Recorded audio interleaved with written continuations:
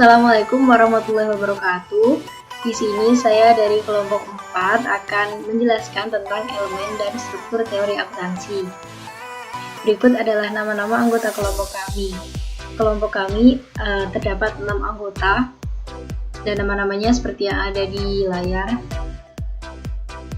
Yang akan dibahas pertama yaitu tentang pemikiran mengenai teori akuntansi. Pertama, saya akan membahas tentang hakikat dari dalil dan konsep teoritis.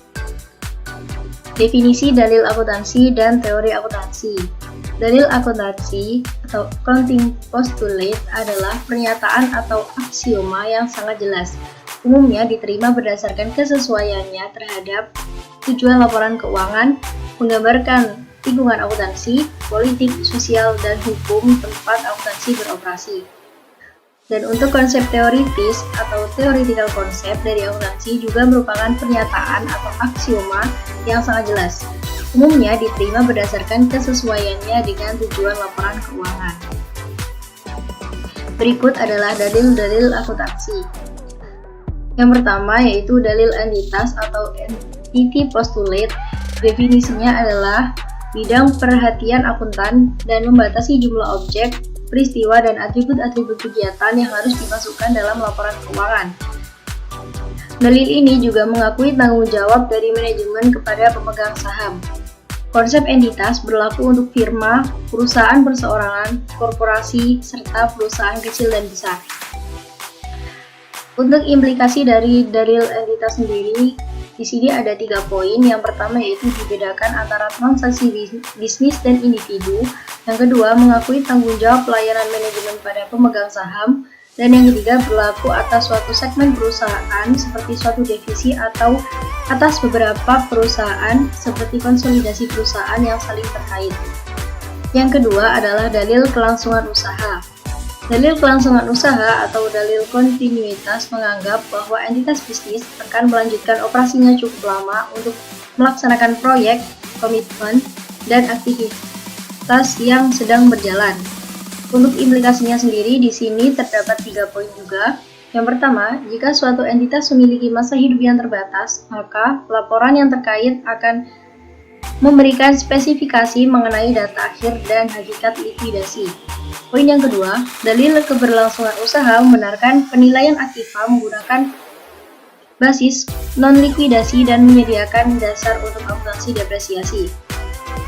Dan untuk implikasi poin yang terakhir yaitu harapan tentang manfaat di masa mendatang mendorong manajer untuk melihat ke depan dan memotivasi investor untuk menanamkan modalnya ke perusahaan. Sekian penjelasan dari saya. Untuk penjelasan selanjutnya akan dijelaskan oleh rekan saya.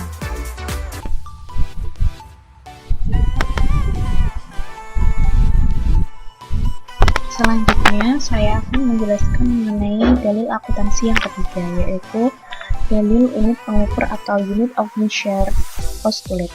Definisinya yaitu dalil unit pengukur ini menganggap bahwa akuntansi adalah proses pengukuran dan pengkomunikasian aktivitas perusahaan yang dapat diukur dalam satuan moneter. Implikasinya, akuntansi terbatas pada prediksi dari informasi yang dinyatakan dalam satuan moneter. Akuntansi tidak mencatat dan mengkomunikasikan informasi non-moneter lainnya walaupun informasi tersebut relevan. Yang kedua, dalil ini mengasumsikan bahwa daya beli dari dolar tersebut adalah stabil dengan berlalunya waktu atau berubah secara tidak signifikan. Dalil yang keempat yaitu periode akuntansi atau accounting period postulate. Definisinya, dalil ini menganggap bahwa laporan keuangan yang menggambarkan perubahan dalam kekayaan perusahaan seharusnya diungkap secara periodik. Implikasinya, durasi dari suatu periode akuntansi sangat bervariasi, tetapi hukum pajak penghasilan yang mengharuskan penentuan laba tahunan dan praktik bisnis tradisional menghasilkan periode waktu normal 1 tahun. Yang kedua, penggunaan akrual dan tanggungan dalam pembuatan posisi keuangan perusahaan.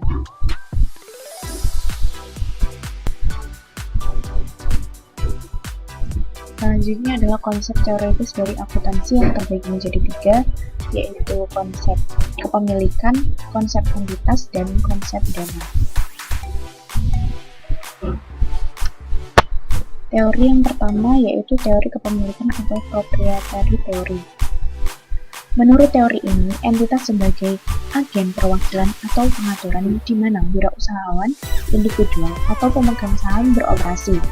Tujuan utama dari proprietary adalah untuk menentukan dan menganalisa kekayaan bersih pemilik dengan kesamaan akuntansi, yaitu aktiva dikurangi kewajiban sama dengan ekuitas pemilik, atau aset dikurangi utang sama dengan ekuitas pemilik. Nah, aktiva di sini dinilai dan neraca disusun untuk mengukur perubahan kepentingan atau kekayaan si pemilik.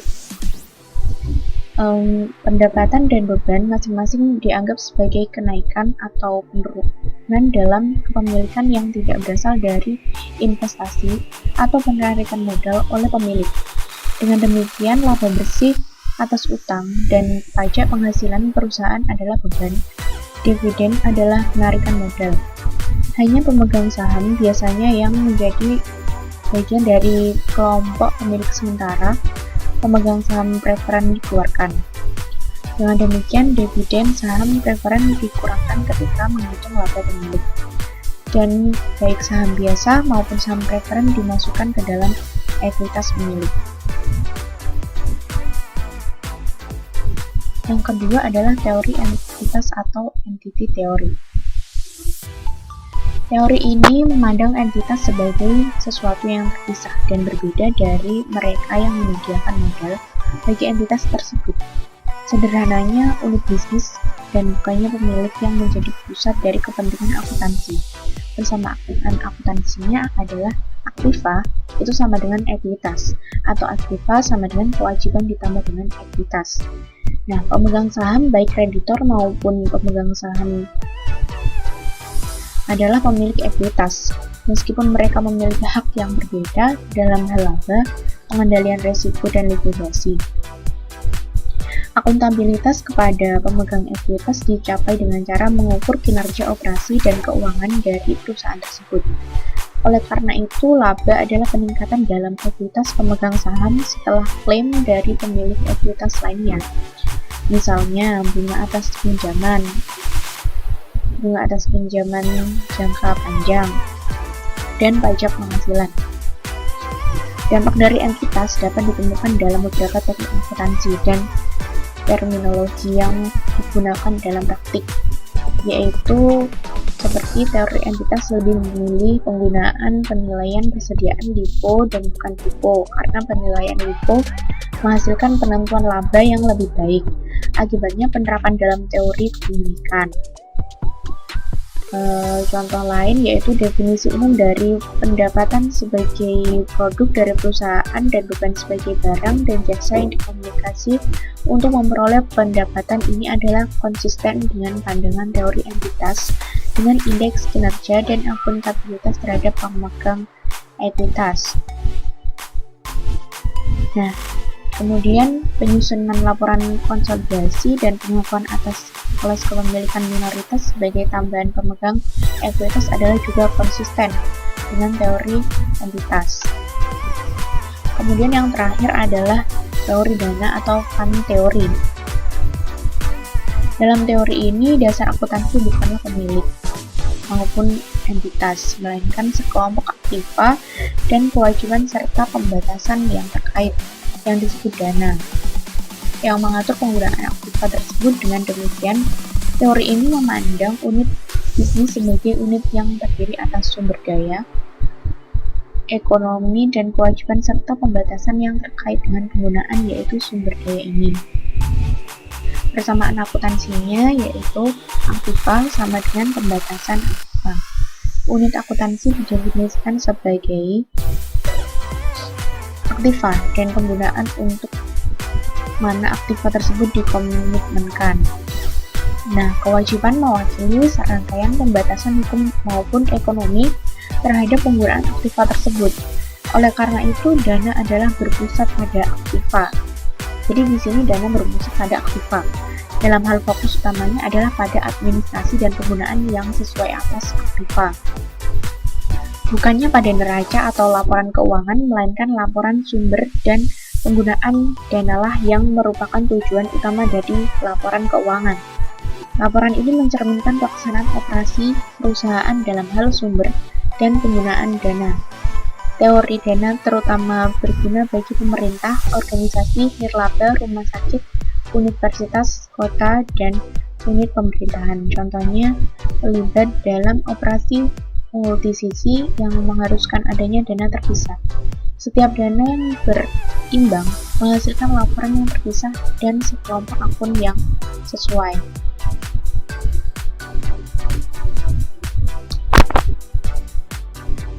Sekian presentasi mengenai dalil akuntansi dan konsep teori akuntansi dari saya. Selanjutnya saya serahkan ke pemateri selanjutnya. Baik, selanjutnya saya akan menjelaskan materi tentang pemikiran mengenai konsep. Yang pertama ada hakikat dan pentingnya konsep. Konsep secara fundamental adalah sesuatu yang penting. Konsep adalah unit-unit utama dari suatu teori dan pembuatan teori yang baik mengandung arti pembentukan konsep yang baik. Dengan dinyatakan sebagai paradoks konseptualisasi, konsep dapat dijelaskan sebagai berikut. Konsep-konsep yang tepat dibutuhkan untuk membentuk suatu teori baik. Namun, kita membutuhkan suatu teori yang baik untuk mendapatkan konsep-konsep yang tepat. Semakin baik konsep yang kita miliki, semakin baik teori yang dapat kita formulasikan darinya. Dan berikutnya, semakin baik konsep yang tersedia untuk meningkatkan teori berikutnya. Hubungan yang terjadi adalah suatu kelanjutan yang diawali dari suatu ide atau hal yang dirasakan yang menghasilkan suatu konsep, yang kemudian ditandai dengan istilah-istilah seperti proses penandaan dan mencakup beberapa aspek dari objek proses intensi. Proses penandaan ini memunculkan definisi suatu hubungan ekuivalen yang terjadi di antara definiendum, istilah yang mengacu pada konsep, dan definien, ungkapan yang digunakan untuk mendefinisikannya. Konsep tadi yang dirujuk dari beberapa istilah dapat diterjemahkan, yaitu penunjukan ofensif dengan menghubungkan konsep pada suatu yang ia berlaku atasnya atau menyebutkan objek-objek yang merupakan interpretasi yang tepat dari konsep tersebut atau operasional dengan mengacu kepada sifat-sifat dari konsep. Kedua jenis interpretasi di atas menimbulkan 4 aspek dalam hubungan referensinya, yaitu maksud, denotasi, koputasi, dan perluasan. 4 aspek tersebut dijelaskan sebagai berikut. Maksud, yaitu dari suatu konsep, adalah daftar dari semua sifat yang ia miliki, seperti kemampuan untuk dibalikan, kemampuan untuk didemonstrasikan, kompleksibilitas, dan seterusnya. Denotasi dari suatu konsep adalah kelas dari objek dan peristiwa yang membentuk sifat dari suatu konsep. Melihat denotasinya, kita mungkin tertarik untuk menemukan seluruh sifat yang lazim bagi semua unsur dari denotasi tersebut. Sifat-sifat ini termasuk hal-hal yang terdiri atas maksud konsep, yang membentuk konotasi dari konsep. Terakhir, kita dapat memperluas pemikiran akan denotasi ke seluruh objek-objek yang mungkin, ke masa lalu maupun masa depan, diketahui ataupun tidak diketahui, dan jika ada akan dimiliki oleh denotasi dari konsep.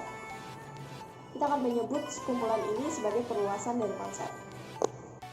Ada 2 jenis konsep, yaitu konsep teoritis, yaitu konsep yang memainkan peranan khusus dan terkandung dalam satu teori tertentu. Yang kedua adalah konsep disposisi, yaitu mengacu pada suatu kecenderungan untuk menunjukkan reaksi yang spesifik. Ada 2 pendekatan dalam melakukan validasi. Yang pertama yaitu operasionisme, yang artinya hanya konsep-konsep observasional. Tujuan dari operasionisme adalah untuk membebaskan ilmu pengetahuan dari ketergantungan apapun atau komitmen metafisika yang tidak dapat diverifikasi. Namun pandangan ini ternyata dikritik. Kemudian ada pendekatan yang kedua, yaitu berfokus pada pengembangan pengukuran validitas konsep untuk mengevaluasi sampai sejauh mana suatu instrumen dapat mengukur konsep yang sedang dipertimbangkan. Ada beberapa jenis-jenis konsep yang terdapat dalam literatur riset yang dilakukan oleh Zelman dan rekan-rekannya, yaitu yang pertama validitas observasional, yaitu tingkat sampai di mana suatu konsep dapat disederhanakan oleh observasi. Yang kedua, validitas isi, yaitu tingkat sampai di mana suatu operasionalisasi mencerminkan konsep yang hendak dibuat generalisasinya.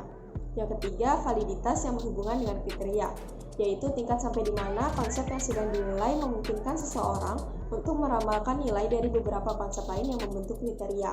Terdapat beberapa poin lagi dalam validitas ini, yaitu ada validitas prediktif, artinya subjenis dari validitas yang berhubungan dengan kriteria, di mana kriteria yang diukur dalam waktu yang terpisah dari konsep prediktor. Lalu ada validitas konkuren, yaitu subjenis dari validitas yang berhubungan dengan kriteria di mana konsep-konsep kriteria dari prediktor diukur pada waktu yang sama. Kemudian yang keempat ada validitas gagasan, yaitu sampai sejauh mana operasionalisasi mengukur konsep yang seharusnya ia ukur. Ada beberapa poin lagi dalam validitas ini, yaitu validitas konvergen, yaitu tingkat sampai di mana dua usaha percobaan untuk mengukur konsep yang sama melalui metode-metode yang berbeda secara maksimal adalah konvergen. Lalu ada validitas diskriminan, yaitu sampai sejauh mana suatu konsep berbeda dengan konsep yang lainnya. Lalu ada validitas nomologi, yaitu sampai sejauh mana suatu prediksi yang didasarkan atas konsep yang dimaksudkan untuk diukur oleh suatu instrumen dapat dikonfirmasikan. Lalu yang kelima ada validitas sistemik, artinya tingkat sampai di mana suatu konsep memungkinkan adanya integrasi dari konsep-konsep yang sebelumnya tidak saling berhubungan atau pembuatan suatu konsep dual yang baru. Yang keenam ada validitas semantik, artinya tingkat sampai di mana suatu konsep memiliki penggunaan semantik yang seragam. Dan yang terakhir ada validitas pengendalian, yaitu tingkat sampai di mana suatu konsep dapat dimanipulasi dan mampu mempengaruhi variabel-variabel yang berpengaruh. Di sini saya akan menjelaskan tentang menangani hipotesis. Untuk yang pertama, saya akan menjelaskan tentang dari dalil ke hipotesis. Dalil dalam suatu teori menetapkan hubungan antara konsep-konsep di dalam teori tersebut. Dalil dapat menjadi hipotesis jika mereka mengacu pada fakta-fakta yang tidak berpengalaman dan pada waktu yang bersamaan dapat diperbarui berdasarkan atas pengetahuan yang baru diperoleh. Karakteristik utama dari sebuah hipotesis adalah kemampuan untuk diuji secara empiris. Sifat dari pengujian yang diberikan akan bergantung pada apakah dalil yang diberikan bersifat analitis atau sintetis. Dalil analitis hanya dapat dinyatakan benar atau salah secara logis. Sedangkan dalil sintetis yang memiliki signifikansi empiris dapat menjadi subjek dari suatu ujian empiris. Untuk selanjutnya adalah konfirmasi atas hipotesis. Akuntansi memiliki subjek masalah yang jelas dan mencakup keseragaman dan keteraturan yang menjadi dasar dan kondusif bagi hubungan empiris, generalisasi otoritatif, konsep-konsep, prinsip, hukum, dan teori. Konfirmasi adalah sampai sejauh mana hipotesis mampu menunjukkan kebenaran secara empiris, yaitu menggambarkan dunia secara nyata dan akurat. Pembuktian kesalahan adalah sampai sejauh mana suatu hipotesis mampu menunjukkan bahwa ia secara empiris tidak benar, yaitu gagal untuk menggambarkan dunia nyata secara akurat. Hipotesis yang aslinya didasarkan atas teori yang semata-mata dapat dikonfirmasikan, semata-mata dapat disanggah, atau keduanya.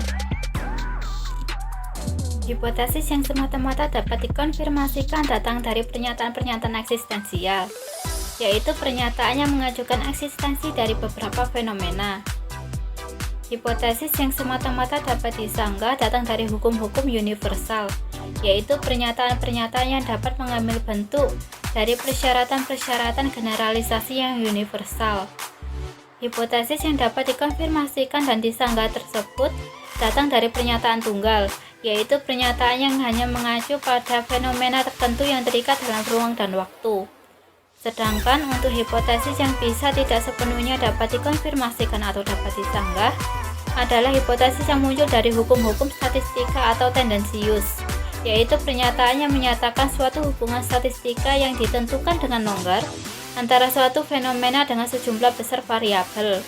Kebanyakan hipotesis akuntansi jatuh ke dalam kategori ini, yang menjadikan mereka tidak dapat sepenuhnya dikonfirmasikan atau dapat sepenuhnya disanggah. Baik, selanjutnya saya akan menjelaskan mengenai hakikat dari penjelasan. Penjelasan ialah langkah vital dari seluruh jenis pertanyaan ilmiah, atau bisa juga diartikan apapun bentuk prosedur atau struktur umum untuk menyajikan bagaimana suatu fenomena dapat dijelaskan secara ilmiah. Selanjutnya adalah persyaratan model penjelasan, yakni ada dua. Yang pertama, relevansi penjelasan.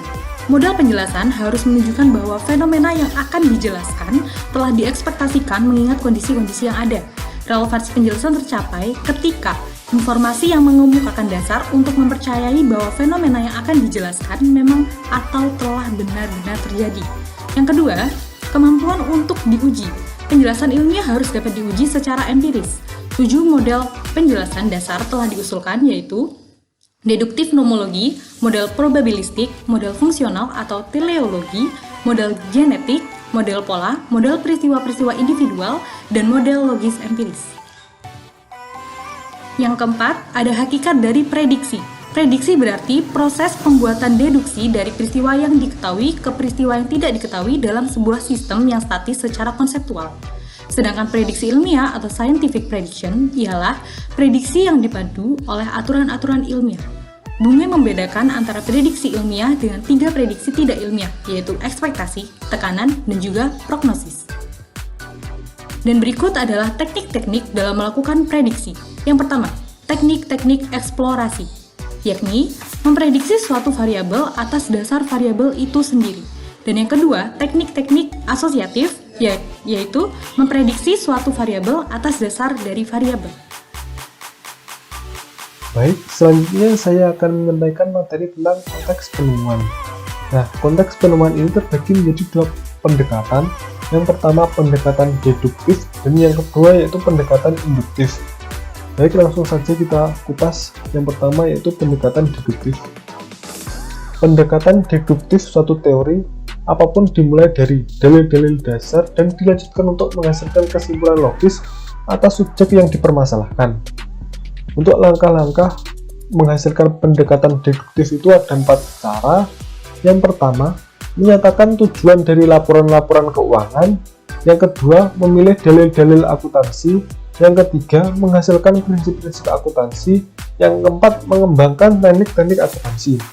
Dari langkah-langkah tersebut, pada pendekatan deduktif menghasilkan teori akuntansi berupa teknik-teknik yang berhubungan dengan prinsip-prinsip, postulat, dan tujuannya sehingga jika benar maka teknik yang dihasilkan juga benar.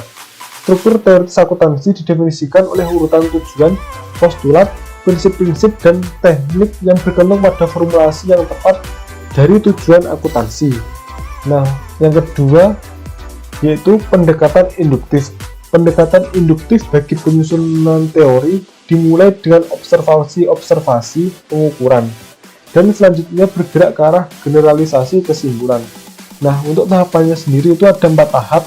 Yang pertama, mencatat seluruh observasi. Yang kedua, menganalisis dan mengklasifikasikan observasi untuk mendeteksi adanya hubungan yang terus berulang. Ini misalnya ketika menemukan suatu kejadian berulang, misalnya ada kemiripan. Dan yang ketiga, menghasilkan generalisasi pada prinsip-prinsip akuntansi dari observasi yang menggambarkan hubungan berulang. Pada pendekatan induktif ini menghasilkan generalisasi. Dan yang keempat yaitu menguji generalisasi tersebut. Nah, pada pendekatan induktif, kebenaran ataupun kesalahan dari usulan yang diberikan tidak bergantung pada usulan lainnya, melainkan harus diverifikasi secara empiris. Nah, untuk kebenaran usulan sendiri itu bergantung pada observasi yang berulang. Dengan cara yang sama, dapat menyatakan usulan akuntansi dari kesimpulan. Pendekatan induktif secara tidak langsung berarti teknik akuntansi khusus, namun dengan kemungkinan lebih tinggi atau kurang tinggi. Nah, sedangkan usulan pendekatan deduktif ini mengarah ke teknik akuntansi khusus dan pasti. Sekian penjelasannya, terima kasih.